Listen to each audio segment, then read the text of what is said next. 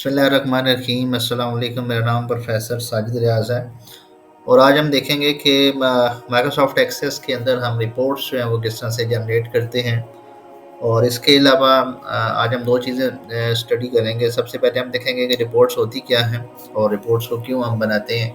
और उसके बाद फिर हम देखेंगे कि रिपोर्ट्स जो हैं वो माइक्रोसॉफ्ट एक्सेस के अंदर प्रैक्टिकल भी हम करके देखेंगे कि रिपोर्ट्स जो है किस तरह से जनरेट की जाती हैं।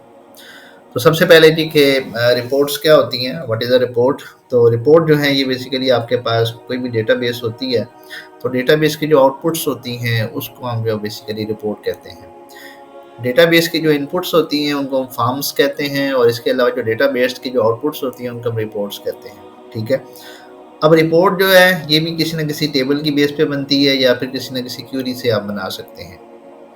और उसके बाद फिर ये है कि इसके अंदर ग्राफ्स, चार्ट्स जो है डिफरेंट वे के अंदर आप अपनी इंफॉर्मेशन को रिप्रेजेंट कर सकते हैं।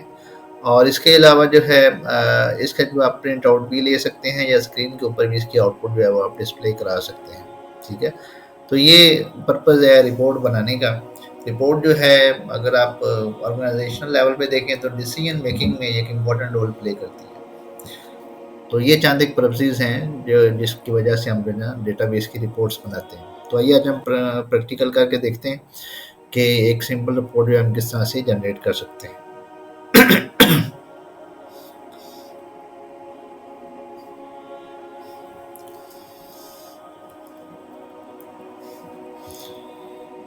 तो सबसे पहले आप जो है माइक्रोसॉफ्ट एक्सेस को ओपन कर लें। माइक्रोसॉफ्ट एक्सेस को ओपन करने के बाद मेरे पास एक स्कूल डेटाबेस है, मैं इसको यहाँ से ओपन कर लेता हूँ। अब स्कूल डेटाबेस में मेरे पास यहाँ पे रिजल्ट टेबल, स्टूडेंट टेबल जो है ये बने हुए हैं। ठीक है। अब लेट्स से मैं स्टूडेंट टेबल को ही ले लेता हूँ। तो रिपोर्ट बनाने से पहले आपका जो है टेबल बना होना चाहिए। जैसे ये स्टूडेंट टेबल है तो ये आप पहले से आप जो है बना के रख ले, तो फिर आप जो है उसमें रिपोर्ट बना सकते हैं। अगर आपके पास टेबल या क्यूरी नहीं बनी हुई तो आप जो है रिपोर्ट जनरेट नहीं कर सकते।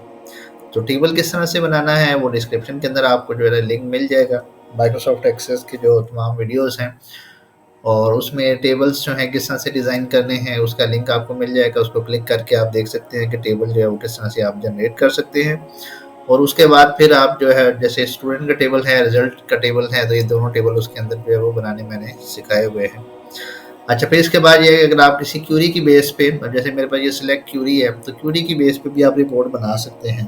तो क्यूरी अगर आप देखना चाहते हैं कि क्यूरी किस तरह से डेवलप की जाती है तो वो भी आपको जो है वो इसके जो है वो लिंक जो है वो मैं डिस्क्रिप्शन के अंदर या फिर इसी वीडियो के एंड पे जो है आपको मिल जाएगा।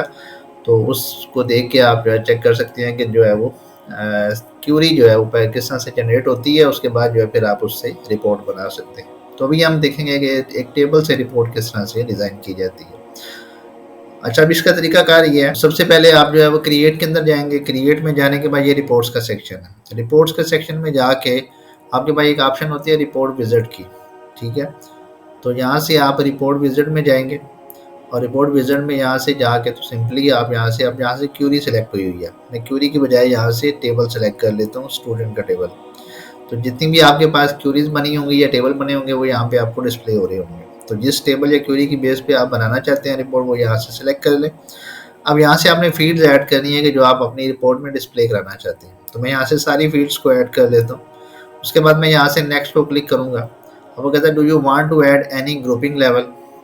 फॉर एग्जांपल मैं उसको कहता हूँ रोल नंबर वाइज जो है वो मुझे जो है वो पहले एक रोल नंबर की डिस्क्रिप्शन आ रही होगी, फिर दूसरे रोल नंबर की, और इस तरह से जो है ना वो डिस्क्रिप्शन आ रही होगी। ठीक है। आप यहाँ से चेंज भी कर सकते हैं। इसके बाद फिर मेरे पास ऑप्शन होती है कि मैं अपने जो रिकॉर्ड्स हैं उनको सॉर्ट कर सकता हूँ। तो आपके पास यहाँ पे असेंडिंग या डिसेंडिंग सॉर्टिंग है और यहाँ से आप लेट्स से मैं कहता हूँ कि स्टूडेंट नेम की बेस पे जो है वो मुझे सॉर्टिंग कर दें या असेंडिंग सॉर्ट कर दें। ठीक है। इसको चेंज करना चाहते हैं तो वो डिसेंडिंग हो जाएगा, इसी तरह से असेंडिंग हो जाएगा। अब यहाँ से नेक्स्ट को क्लिक कर दें।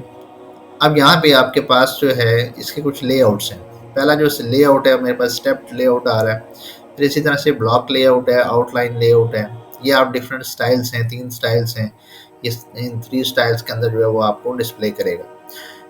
कोई भी एक स्टाइल आप जो है यहाँ से पिक कर सकते हैं। फिर इसके अलावा ओरिएंटेशन है, क्योंकि डेफिनेटली रिपोर्ट का हम प्रिंट आउट लेते हैं तो प्रिंट आउट में ये है कि आप उसको हॉरिजॉन्टली व्यू करना चाहते हैं या वर्टिकली व्यू करना चाहते हैं।